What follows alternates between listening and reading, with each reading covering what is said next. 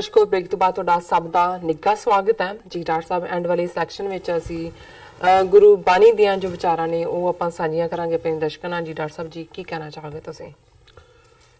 देखो सोमवार के प्रोग्राम च असीं भाई गुरदास जी जिहड़े बहुत वड्डे सिख स्कॉलर होए ने जी, लगभग 4 सदियां पहला, जिन्हां ने गुरु ग्रंथ साहिब दी पहली जिहड़ा बीड शब्द इस्तेमाल किया जाता है बाइंडिंग के एंगल तो सी जी, जिहड़ी 1604 दे विच जिसका प्रकाश हरमंदर साहब अमृतसर च होया, उस दे लिखारी भी सन, उस दे कातब सन, जिसनों असीं समझते हैं कि जिन्हें जिहड़ी उन्हां दी लर्निंग और विदवत है वो एक उन्हां दियां लिखतां जिहड़ियां 2 फॉर्म्स दे विच ने। एक जिन्हों असीं वार कहंदे हैं भाई गुरदास जी दियां वारां जी, क्योंकि पोइट्री दा फॉर्मेट है, और एक उन्हां दे कबित सवैये।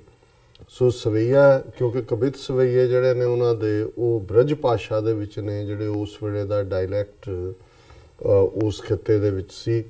उसनूं साधु भाषा भी कहंदे सी, संदूकड़ी भी कहंदे सी, क्योंकि ये आम लोकां दे बेशक बोलचाल दा नहीं सी माध्यम, लेकिन लिटरेचर जां जिहड़ा लिटरेरी काम ने वो इस च हुंदे सी। और ईवन गुरबाणी का भी एक वड्डा हिस्सा कुछ जिहड़े एक्सपर्ट जो देखणगे कहणगे तो उसनूं वो संदूकड़ी दे विच कहंदे ने। उस वेले दी स्पोकन पंजाबी नहीं, उहदे च कुछ नए हिस्से पंजाबी दे, जिवें भाई गुरदास जी दियां वारां जिहड़ियां ने वो तुहानूं उहदे च ठेठ सेंट्रल पंजाबी, क्योंकि अमृतसर जिले च बेस सन बादसरके तो दे नाल जुड़े हुए, और लाहौर और अमृतसर की जिहड़ी पंजाबी वो तुहानूं बड़े ठेठ रूप च उन्हां दियां वारां च मिलदी है। और इस च अज उन्हां दा असीं सवैया नंबर 250 विचार अधीन लिया रहे हैं। 675 के करीब उन्होंने टोटल सवैये ने। और मैं भी जदों इसनूं लिखिया अपने पेन दे नाल कई बार पढ़िया, हुण कुछ चीज़ां ने जिहड़ियां एक जिहड़ा तां इंटैलैक्ट दा लैवल है, बौद्धिकता दा लैवल है, जां तुहाडी बुद्धि दा लैवल है, अकल दे लैवल ते गल हुंदी है, लिटरेचर दे लैवल ते उहनूं एक्सप्लेन करना भी सौखा हुंदा है, समझना भी सौखा हुंदा है। हुण जिथे अकल आके रुक जाती है तो जिथों रूहानीयत का सफ़र शुरू होंदा है, रब दे नाल जिवें अक्सर पढ़िया अनपढ़िया परमगत पावे, रब नूं मिलण दे लई तां कोई पढ़ाई जां दूजी दा कोई रोल ही नहीं है। रादर पढ़ाई कई मामलिਆਂ ਦੇ ਵਿੱਚ रुकावट बनती है, क्योंकि पढ़ाई तुहानूं दलील वल तोड़दी है, तो दलील चों शंका भी पैदा हुंदा है, डाउट भी पैदा हुंदा है, सवाल भी पैदा हुंदे ने। कई बार वो सवाल और शंके तुहाडी ईगो भी बन जाते हैं, तुहानूं लगदा है कि जी मैं इनू भी सवाल कर सकदा है, इनू भी खास तौर पर जो नवां नवां कोई BA करदा सी जां BSc करदा सी जां साइंस दे 4 क्लासां ला के आंदे सी, तो वो फिर आइनस्टाइन जां न्यूटन तो भी वड्डे साइंटिस्ट बने हुंदे सी। रब की है, कित्थे है, किने देखिया है, कौन दस्सण आया, ये सब जिहड़ा एवें बनाईआं गल्लां ने, मेक बिलीव थिंग है। सो ये उदों दी एक बुद्धि हुंदी है। पर एक पासा वो रहा है जिथे जिथे तुहाडी अकल आके रुक जाती है, क्योंकि इनू तुसी अनुभव करते हो। अनुभव हुंदा एक्सपीरियंस करना, महसूस करना। महसूस के लिए तुसी हुण जिवें खंड है, खंड मिठी हुंदी है, पर मिठी तुहानूं किवें पता लगे मिठी हुंदी जे तुसी मिठा खाधा ना होए। जे तुसी मिठा खाधा होया है फिर तुसी उसनूं कहोगे कि भाई ये मिठी है, जिसनूं कबीर साहब ने कहा कि कहत कबीर गूंगे गुड़ खाया पूछे ते क्या कहिए। हुण गूंगे कोल एक्सप्रैशन नहीं है, उन्हें गुड़ खा लिया, तुहानूं दस नहीं सकदा भी किवें है। ते जां बाबा फरीद जदों रब दे मिठे होण दी गल करदे ने ते बाबा फरीद कहंदे ने फरीदा शक्कर खंड निवात गुड़ माखियों माझा दुध सभे वस्तु मिठियां रब ना पुजण तुद।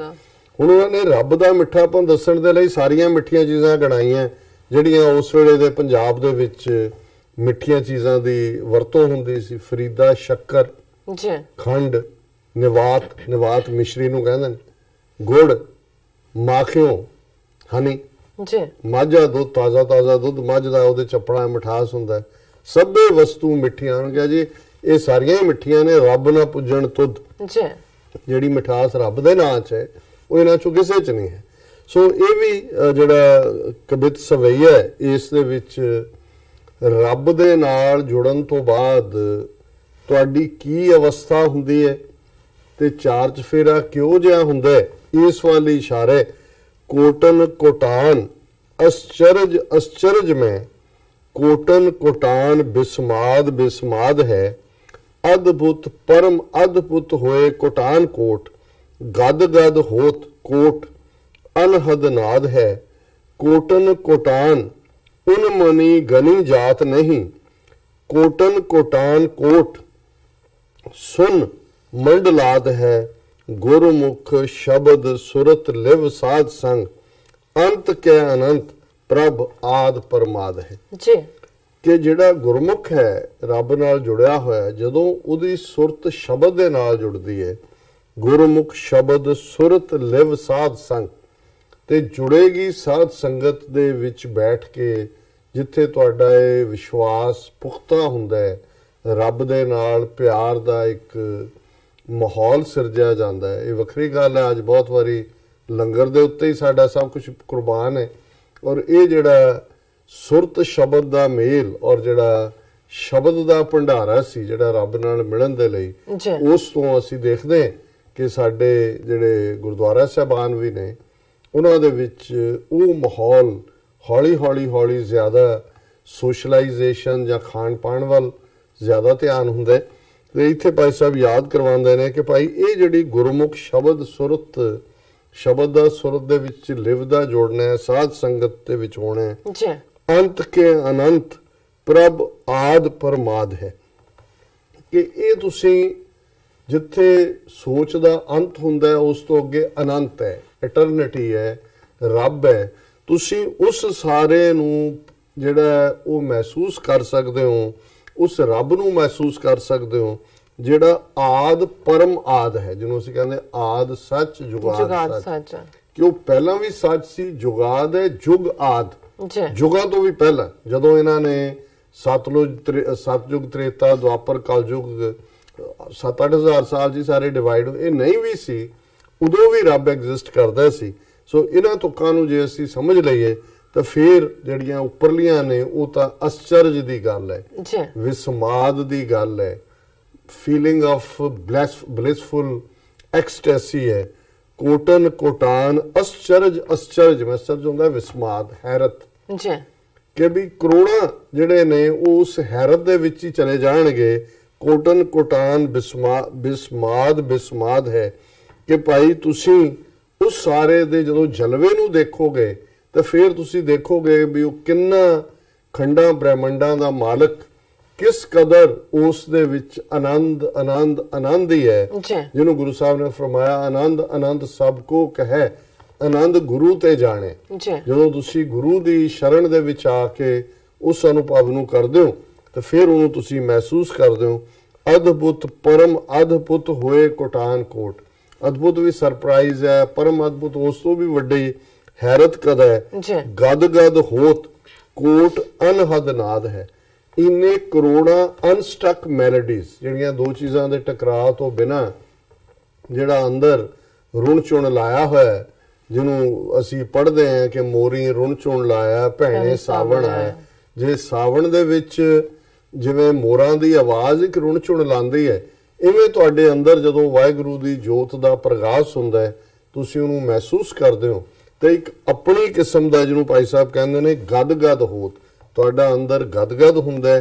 ਕੋਟ ਅਨਹਦ ਨਾਦ ਹੈ, ਇੰਨੇ ਅਨਹਦ ਨਾਦ, ਉਹ ਸ਼ਬਦ ਜਿਹੜਾ ਬਿਨਾਂ ਵਜਾਇਆ ਵੱਜ ਰਿਹਾ। ਕੋਟਨ ਕੋਟਾਨ ਉਨ ਮਨੀ ਗਨੀ ਜਾਤ ਨਹੀਂ। ਔਰ ਇਹ ਜਿਹੜੇ ਨੇ ਤੁਹਾਡੇ ਸਾਰੇ ਗਿਆਨ ਜਿਹੜਾ ਤੁਸੀਂ ਇਕੱਠਾ ਕੀਤਾ ਹੋਇਆ ਰਿਨਿਟ ਬਣ ਜਾਂਦਾ ਹੈ। ਕੋਟਾਨ ਉਨ ਮਨੀ ਗਨੀ, ਇਹਦੀ ਕੋਈ ਵਕਤ ਔਕਾਤ ਨਹੀਂ ਹੈ। ਜਿਹੜਾ ਅਸੀਂ ਦੁਨਿਆਵੀ ਗਿਆਨ ਉਹ ਨੌਕਰੀ ਕਰਨ ਲਈ ਚਾਹੀਦਾ ਹੈ, ਕਿਰਤ ਲਈ ਚਾਹੀਦਾ ਹੈ, ਪੈਸੇ ਕਮਾਉਣ ਲਈ ਚਾਹੀਦਾ ਹੈ, ਕਮਿਊਨੀਕੇਟ ਦੁਨੀਆ ਨਾਲ ਕਰਨ ਲਈ ਚਾਹੀਦਾ ਹੈ। ਪਰ ਰੱਬ ਦੀ ਦੁਨੀਆ ਦੇ ਵਿੱਚ ਕੋਈ ਆਵਾਜ਼ ਨਹੀਂ ਹੈ, ਕੋਈ ਬੋਲ ਨਹੀਂ ਨੇ। ਇਸ ਲਈ ਜਦੋਂ ਗੁਰੂ ਸਾਹਿਬ ਫਰਮਾਉਂਦੇ ਨੇ ਕਿ किस आगे कीचे अरदास विण बोलिया सब किस जानदा। क्योंकि ये अनुभव दी दुनिया है, एक्सपीरियंस दी दुनिया है। कोटन कोटान कोट सुन मंडलात है, किन्ने फिर उदे सुन मंडल दे विच भी उस निरंकार दी फिजा, निरंकार दी होंद किथे किथे है। गुरमुख शब्द सुरत लिव साध संग, अंत कै अनंत प्रभ आद परमाद है। सो ये अज दा विचार जी। डॉक्टर साहब तुहाडा बहुत बहुत शुक्रिया, तुसीं अज दे अहम इशू ते अज दा विचार साडे दर्शकां नाल सांझा कीता। अस अपने व्यूअर्स को लैने इजाजत। व्यूअर्स साडे प्रोग्राम दा समा इत्थे समाप्त हुंदा है। तुसीं अपनी राय ते सुझाव सानूं भेजना भुल्लना साडे इस पते ते SOS@tv4.tv ते असीं अपना प्रोग्राम लैके फिर दोबारा हाजिर होवांगे। तद तक ले मैनू ते अपना सुना गया दो। देखते रहो TV84। बुला दिओ फतेह। वाहिगुरू जी का खालसा, वाहिगुरू जी की फतेह।